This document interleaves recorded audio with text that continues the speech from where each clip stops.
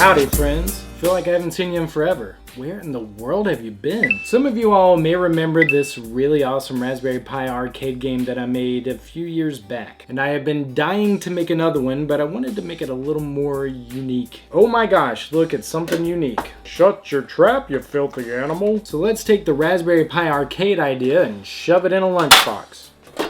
Project done. This video is brought to you by the awesome people over at Hackster.io, where you can find more details about this project and tons of other projects like it to spark your creativity. So thank you Hackster.ioians for your support. Okay, I'm not going to go into detail about all the different parts I use, but if you want more information on them, you can visit the project page right there. Ready, set, begin. Pew, pew, pew, pew, pew, pew. So the idea here is to take this lunchbox and fit a little arcade system inside of it, where the lid is going to be the monitor and the body is going to be the control system. Now since this is metal, obviously we don't want any of the electronics to come into contact with it. So one way to kind of combat that is to line it with something that's non-conductive, say Kaplan tape.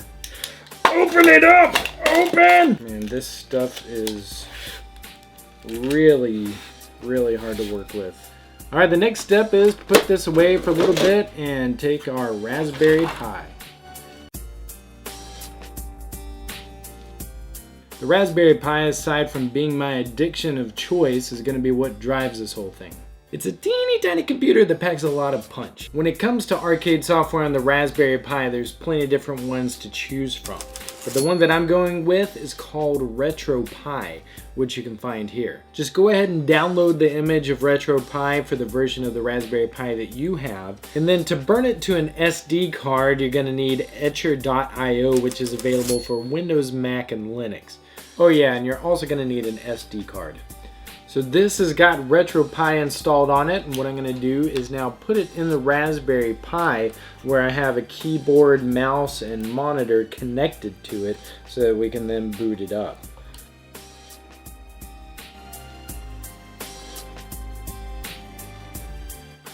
Now you might be able to see there's some bars on the right side of the screen there.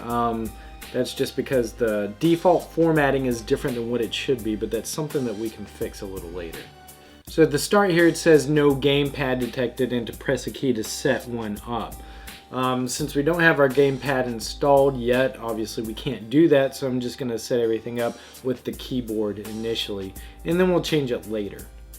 This is the main RetroPie interface, and as you can see there's not really much to it. So the first thing on our agenda should be to figure out how to connect it to Wi-Fi from this. So what I'm doing is using the buttons I mapped to select RetroPie and go down to Wi-Fi. Now this part you don't really need to see because you should know how to connect to your Wi-Fi network, or else this probably isn't the project for you. Folks, we are now connected to the internet. So what we can do from here is use this IP address to connect to it from a different computer using SSH. But before we do that, we actually need to enable SSH. So let's exit out of this after writing down the IP address, of course. And back to the main menu interface now, we should be able to go up to the Raspi config option. And in this menu, we're going to go down to interfacing options and go to SSH and turn SSH on. With all that done, you should be able to hit finish and it should take you back to the main menu. So now we can connect to this from a different computer and finish setting up RetroPie. On a different computer, you'll need an SSH program. Like for Windows, I'm using PuTTY to connect to the Raspberry Pi. So launching PuTTY and typing in the Pi's IP address, we should be able to connect to it. And the default credentials for the Raspberry Pi is Pi and Raspberry. To fix the resolution on the monitor, we need to find the boot folder and edit the config.txt file. Once you're in there, you'll see a lot of options that are commented out. What we want to do is uncomment some of these options, these in particular, and then add a few extra options for this screen specifically. Listen, this coding stuff, I know it can be boring, so I'm just going to skip it for now, and if you want more details, you can just visit the project page at hackster.io. I've got it all laid out for you. When you got all the changes made, you can save the file and then reboot the Pi and see if it works. Alright, now we got it booting back up, and you can tell that it's using the full screen, which is exactly what we want. Alright, the next step then is controls. So let's figure that one out. Before this project even started, I had available this analog joystick that I thought would be perfect to use. The only problem is that the Raspberry Pi doesn't really have an analog interface. So while searching for solutions, I ran across this Adafruit arcade bonnet that not only supports analog joysticks, but also buttons, speakers, and a lot of other inputs. Installing the arcade bonnet on the Raspberry Pi is actually really simple. You just take your Raspberry Pi, you take your arcade bonnet with the headers assembled, and you put one right on top of the other. Now it's just a matter of connecting everything up, and you can use this schematic to find out what you want to use and where it goes.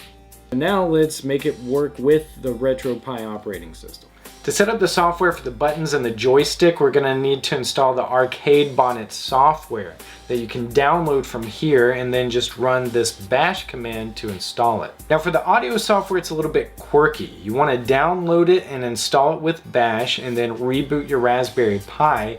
And then once it reboots, you want to run those exact same commands again and then reboot your Pi again, and then the speaker should be working. Now for obtaining the game ROMs, I'm going to leave that up to you because that's not something I'm supposed to share. But once you do have some games and you're ready to load them onto the Raspberry Pi, you can actually use the Pi's IP address to open it up just like a shared folder and then drag and drop the games into your emulator of choice. Having an arcade in a lunchbox? Cool. Having to plug that lunchbox in order to play the arcade? Not cool. The easiest way that I've found to make Raspberry Pi projects portable are by using these power banks that are meant to charge cell phones. And I specifically chose my display so it can run off of 5 volts as well. So here I have a power bank with 2 USB port chargers. So now we just need 2 USB cables, and to be able to turn it all on and off, it would be nice to hook everything up to a switch. So let's work on that. For the switching mechanism to work for this, we're going to start with 2 USB cables. What you want to do is cut them in half. Once we have those wires separated and stripped, the next thing that we need to do is reconnect the ground wires, and then we're going to be connecting the red wires to the switch. It's going to look something like that. And we're going to do this for both sets of USB cables. So here's the setup as I have it. Got the power supply, the Raspberry Pi, and the monitor, and this is the switch with our USB cables. So now when we flip the switch, both of them come on. Keep in mind that switching it off and killing power to the Raspberry Pi could potentially corrupt the RetroPie operating system. So what you want to do instead is shut down the RetroPie operating system first through software, and then you should be able to safely power it off through the switch. So the time has finally come for us to shove everything inside the lunchbox. If we were just to put all the components in as they were, it would look like sheer chaos. So what I've ended up doing is 3D printing some organizers, one for the LCD screen and one for all the other components, that should hold everything in place. Now I've never tested this out, so we'll see if that actually happens. You can find the STL files on the project page over at hackster.io so that you can download and 3D print them yourself. Since this is my first alpha version of the project, I'm not expecting to be able to snap in all the different components. Instead, I'm going to resort to using my favorite tool ever. Everybody say it with me now. Hot glue. The one thing that I forgot to incorporate is some type of lid stand so that it doesn't droop all the way back, because that makes for terrible gameplay. So instead, I'm just gonna use this string and hot glue it to the side to hold the lid up and keep it from going back any further. So there you have it, an arcade system in a lunchbox. There's one more thing left to do, and that's brand it.